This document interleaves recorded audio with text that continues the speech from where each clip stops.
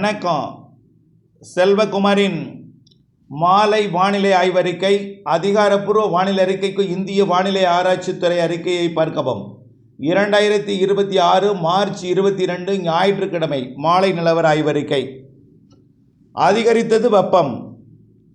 கேரள எல்லையோரத்திலையும் கர்நாடகாவிலும் ஆங்காங்கே மழை, தவிர ஆந்திர பிரதேசம் கடலோர பகுதிகளில் மழை. தமிழ்நாட்டில் இருக்கக்கூடிய வானிலை அமைப்பு மழைக்கு சாதகம் இல்லை. இதன் காரணமாக நேற்றைக்கு கொல்லிமலையில் மழை இருந்தது, விருதுநகர் மாவட்ட மேற்கு பகுதியில் இருந்தது, கேரள எல்லையோரம் இருந்தது. இனிமேல் உயரழுத்தத்தோட காற்றோட வழித்தடமாக தமிழ்நாடு அமையும். உயரழுத்த காற்று வழி கிழக்கே நுழைந்து மேற்கே வெளியேறும் என்பதனால கிழக்கிலிருந்து, அதாவது 24 மணி நேரம் உயரழுத்தம் சுழண்டு கொண்டே இருக்கும்.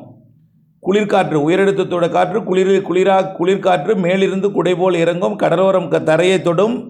தரையை தொடும்போது குளிர்ச்சியாக இருக்கும். 24 மணி நேரமும் அந்த குளிர்காற்று உள்ள நுழையும். ஆனால் பகலில் வெப்பம் இருக்கும் என்பதனால அது குளிராக தெரியாது, வெப்பமாக இருக்கும். ஓரளவு வெப்பமாக இருக்கும். வெப்பம் உள்ளே அந்த காற்று போக போக அந்த காற்றில் இருக்கக்கூடிய ஈரப்பதம், குளிர்ச்சித்தன்மை, நீராவி எல்லாம் வெப்பமடைந்து மேலெழுந்து வளிமண்டல மேலடுக்கில் மேற்கு நோக்கி நகரும். கீழடுக்கிலே அனல் காற்றாக மாறி அது கோயமுத்தூர் மாவட்டம், திருப்பூர் மாவட்டம், ஈரோடு மாவட்டம், கரூர் மாவட்டம் மற்றும் தென் மாவட்டங்களின் விருதுநகர் மற்றும் பாளையங்கோட்டை, கோவில்பட்டி இதெல்லாம் அதிக வெப்பத்தை கொடுக்கும். அதே போல் சேலம், வேலூர்லாம். ஆனால் வேலூரை விட சேலம் கூடுதலாக இருக்கும். சேலத்தை விட ஈரோடு கூடுதலாக இருக்கும். ஈரோடு, கரூர் ஒரே மாதிரி இருக்கும். அதை விட தாராபுரம் கூடுதலாக இருக்கும். அதை விட உடுமலைப்பேட்டை கூடுதலாக இருக்கும். அதை விட பொள்ளாச்சி கூடுதலாக இருக்கும் அப்படின்னு ஏற்கனவே நம்ம சொல்லியிருக்கோம். சேலம் மற்றும் பாளையங்கோட்டை, விருதுநகர், சிவகாசி இதெல்லாம் ஒரே மாதிரி இருக்கும் இப்போ. ஆனால் அதை விட கொஞ்சம் கூடுதலாக கரூர் மற்றும் ஈரோடு இருக்கும். அதை விட கூடுதலாக பொள்ளாச்சி இருக்குன்னு சொல்லியிருக்கிறோம். இந்த நிலை வரக்கூடிய வெள்ளிக்கிழமை வரை தொடரும். 28ஆம் தேதி வரை தொடரும். 28ஆம் தேதியில் குறிப்பாக வரக்கூடிய புதன், வியாழன், வெள்ளி 100 டிகிரியை பொள்ளாச்சி தொடும். 102 கூட போகலாம் வரக்கூடிய வியாழக்கிழமையும் வெள்ளிக்கிழமையும். புதன், வியாழன், வெள்ளி 100, 101, 102 என்ற அளவிலே திருப்பூர் மாவட்டத்தோட உடுமலைப்பேட்டை, அதற்கும் வடக்கே இருக்கக்கூடிய இந்த பல்லடம், காங்கேயம், வெள்ளக்கோயில், கரூர் மாவட்டத்தோட அரவக்குறிச்சி மற்றும் அப்படியே கோயமுத்தூர் மாவட்டம் பொள்ளாச்சியில் உச்சபட்ச வெப்பம் 102 இருக்கும் வியாழன், வெள்ளி. கடலோரத்தை விட மேற்கே போக போக வெப்பம் உயரும். திருச்சியை 98 டிகிரி ஃபாரன்ஹீட்டாக இருக்கும். 100 தொடலாம். ஏன்னா மரங்கள் இல்லாத இடத்துலலாம் 100 இருக்கும். ஏர்போர்ட் எல்லாம் 100 டிகிரியை தொடும் திருச்சி. இப்படி மதுரை விமான நிலையம் 100 டிகிரியை தொடும் வரக்கூடிய வியாழன், வெள்ளி. உச்சபட்ச வெயில்னா புதன், வியாழன், வெள்ளி தான். இந்த மாதத்தில் உச்சபட்ச வெயில் புதன், வியாழன், வெள்ளி. அதை அனுபவிச்சிட்டிங்கன்னா அப்புறம் மேற்கு காற்று உள்ளே நுழையும். மேற்கு காற்று வளிமண்டல சுழற்சி காரணமாக மேற்கு காற்று உள்ளே நுழையும். இதில் இன்றிலிருந்து வரக்கூடிய வெள்ளிக்கிழமை வரைக்கும் கிழக்கு காற்றில், அதாவது உயரழுத்த காற்றில் இருக்கக்கூடிய குளிர்ச்சி தன்மை, அதில் இருக்கக்கூடிய நீராவி, ஈரத்தன்மை, ஈரம், வெப்பத்தால் லேசாகி மேலெழுந்து மேலடுக்கில் ஆவியாக போய் மேற்கு நோக்கி வளிமண்டல மேலடுக்கில் போய் மேற்கு நோக்கி நகர்ந்து அங்கே, அதாவது மேற்கு காற்றும் கிழக்கு காற்றும் சந்திப்பை வளிமண்டலத்தில் மெல்ல நகரும் காற்று, ரொம்ப வேகமான காற்று இல்லை, மெல்ல நகரும் காற்று அப்படியே வளிமண்டலத்தில் அழுத்தத்தின் காரணமாக ஃப்ரீஸ் ஆகி தொடர்ந்து அங்கே நிலைபெற்று கொண்டே இருக்கும். ஒரு வாரம் நிலைபெற்று கொண்டே இருக்கக்கூடிய அந்த ஐஸாக மாறிடும். அப்படியே ஒரு வாரம் கழிச்சு, அதாவது 29, 30, 31 மற்றும் ஏப்ரல் 1, 2, 3 தேதிகளில் கேரளா, கர்நாடக பகுதிகளில் ஆலங்கட்டி மழைப்பொழிவை ஏற்படுத்தும். மேற்கு காற்று வரக்கூடிய சனிக்கிழமையிலிருந்து 29ஆம் தேதியிலிருந்து மேற்கு காற்று பாலக்காட்டு கணவாய், ஆரியங்காவு கணவாய், ஆரல்வாய்மொழி கணவாய், மைசூர் வழியாகவும் மேற்கு காற்று நுழையும் பொழுது பொள்ளாச்சியோட வெப்பம் குறையும். அப்போ வெள்ளிக்கிழமை வரைக்கும் வெப்பம் அதிகரிச்சிருக்கும். சனிக்கிழமையிலேருந்து வெப்பம் குறையும். அப்படியே எப்போ வரைக்கும்? 10ஆம் தேதி வரைக்கும் வெப்பம் குறைஞ்சி தான் இருக்கும். மார்ச் 21 சூரியன் குத்துக்கதிர் மார்ச் மாதம் 10ஆம் தேதியிலிருந்து ஏப்ரல் 10லிருந்து சூரியன் குத்துக்கதிர் குமரியை தொட்டு ஏப்ரல் 17 உள் தமிழ்நாடு வழியாக போய் ஏப்ரல் 27 திருவள்ளூரை தாண்டி ஆந்திர பிரதேசம் நுழையக்கூடிய நேரத்தில் கொஞ்சம் குறைவாக இருக்கும். ஆனால் அதுக்கு முன்னாடி நிலநடுக்கோட்டு இந்திய பெருங்கடலில் இருக்கக்கூடிய இந்த மார்ச் 21, 22, 23லேயே வெப்பம் அதிகமாக இருக்கும். வரக்கூடிய 27ஆம் தேதி வரைக்கும் வெப்பம், 28ஆம் தேதி வரைக்குமே வெப்பம் அதிகமாக தான் இருக்கும். குறிப்பாக பொள்ளாச்சி அங்கே தான் உச்சபட்ச வெப்பத்தை எட்டும்.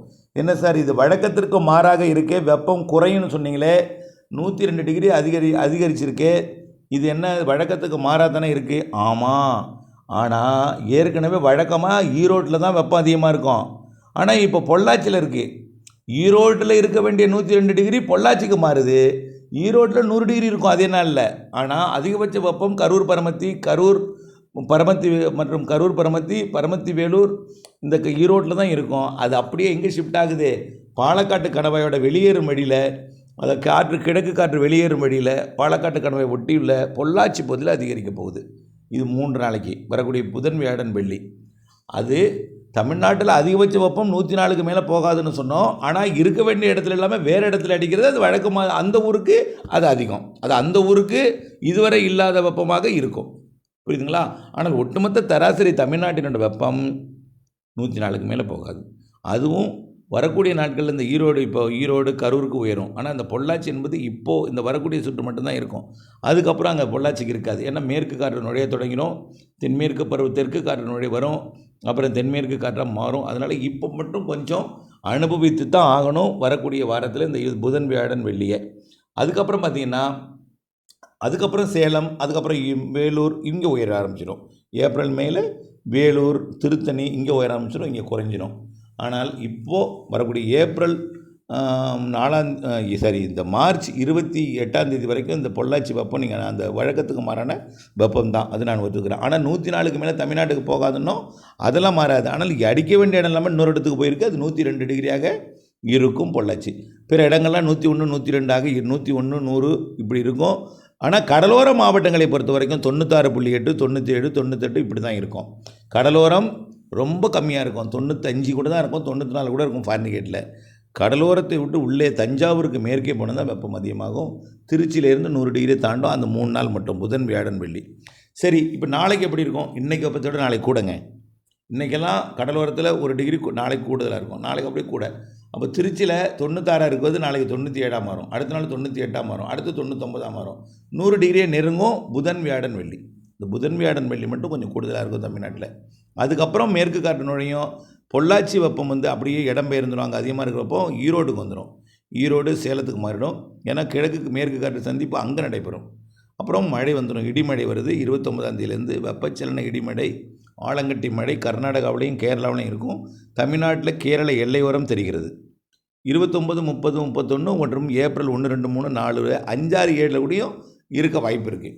2வது வாரத்தில் கொஞ்சம் வலுவான வெப்பச்சலன மழைப்பொழிவு தெரிகிறது, ஏப்ரல் 2வது வாரத்தில். ஆனால் இந்த முதல் வாரத்தில் வெப்பம் குறைவாக இருக்கும். 29லேருந்து வெப்பம் குறைஞ்சிருக்கும். ஆனால் இந்த 102 போனது 98, 99, 100க்குள்ளே இருக்கும். புரியுதுங்களா? ரொம்ப குறைஞ்சிருக்காது. கடலோரம் ஏறுவது மீண்டும் குறையும். கடலோரம் இப்போ இருக்கிற வெப்பம், உணரும் வெப்பம் அதிகமாக இருக்குது. நீங்கள் அனுபவிக்கலை, அதனால தான் அதிகமாக தெரியுது. இன்னும் கடலோரம்லாம் 100 டிகிரிலாம் தொடர. சென்னையெல்லாம் அதை விட ரொம்ப ரொம்ப கம்மியாக தான் இருக்குது வெப்பம். ஆகவே அப்படிப்பட்ட வெப்பம் இப்போ இல்லை. ஏதாவது புயல்களை உருவான காற்றில் உள்ள ஈரப்பதத்தை உறிஞ்சி, அதாவது காற்றோட திசை கிழக்கு நோக்கி மாறும்போது என்னாகும்? மேற்கேருந்து காற்று வரும். மேற்கேருந்து காற்று வந்தால் என்னாகும்? அதில் இருக்கக்கூடிய ஈரப்பதம் வெப்பத்தால் லேசாகி மேலே எழுந்தணும். அப்போ வறண்ட காற்று வரும். அதுதான் ஈரப்பதத்தை உறிஞ்சிறதுன்னு சொல்கிறது. வரக்கூடிய காற்று வெப்பத்தால் மேலே எழுந்து அப்படி ஏதாவது கிழக்கு நோக்கி வந்தால் தான் கிழக்கு கடல் வர வெப்பம் உயருமே தவிர, அது வரைக்கும் மேற்கு பக்கம் தான் வெப்பம் உயர்ந்திருக்கும். இப்போது கொஞ்ச நாள் உயர்ந்திருந்தாலும் மறுபடியும் இடையில உயர்ந்திருக்கும். கிழக்கையும் மேற்கு காற்று உள் மாவட்டங்கள் சேலம், ஈரோடு இப்படி உள்ளே உயரும். அதுக்கப்புறம் இடிமழை இருக்குது இந்த மாதம் இறுதிக்கு மேலே. அது இது வரைக்கும் கேரளா, கர்நாடகா, கேரள எல்லையோரம், கர்நாடகா எல்லையோரம் உறுதிப்படுத்தியிருக்கிறோம். வட உள் மாவட்டங்களில் 28ஆம் தேதி 29க்கு மேலே 3ஆம் தேதிக்குள்ளே ஏப்ரல் 3க்குள்ளே ஆங்காங்கே எதிர்பார்க்குறோம். அதுவும் ஆங்காங்கே தான் இப்போ வரைக்கும் தெரியுது. பரவலான மழை இல்லை. உங்கள் ஊருக்கு எப்போ மழைன்னு உறுதிப்படுத்தி இந்த இதில் சொல்ல முடியாது. ஒதுக்கி மழை இருக்குது 29ஆம் தேதிக்கு மேலே.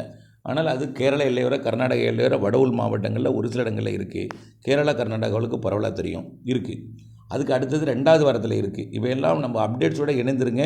துல்லியம் வந்ததும் உங்களுக்கு அறிவிக்கிறேன். அப்புறம் ஏதாவது நீங்கள் வேளாண் பணியில் மழை வரும்னு நினச்சி தீவிரமாக இறங்கிடுவீங்க.